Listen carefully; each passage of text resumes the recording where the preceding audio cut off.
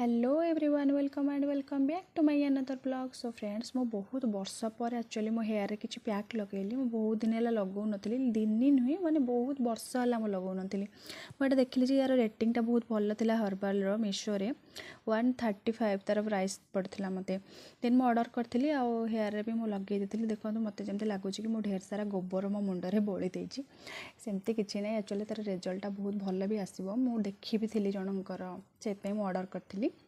देखो जोड़े मो हाथ में माने कलरटा केमती लगे सारा पूरा रेड रेड हो जाए या पर आम कौन भाविया देन हेयर कलरटा भी केते मस्त आसो हाँ ना देन टाइम टेकिंग तो लगे या पर टे एत घंटा बसवा भितर भोक तो ऑब्वियसली लगे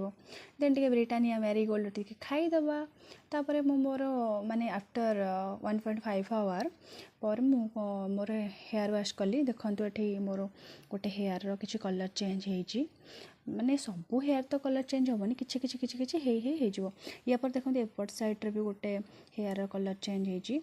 एमती भितर भितर भी आहरी 4-5टा पर आपण मानक भलसे देखी पारुनी बट कलर टिके टिके टिके टिके चेंज हो यार कलरटा माने बहुत मस्त आसी एक्चुअली यार प्राइसटा मत 137 आई थिंक पड़ता हाँ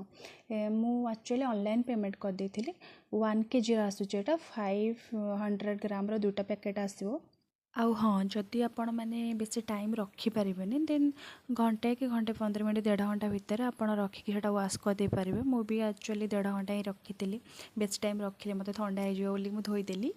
देखु लगातु केते बढ़िया रिजल्ट आसो गोटे गोटे गोटे गोटे हेयर केते चेंज हम मस्त लगे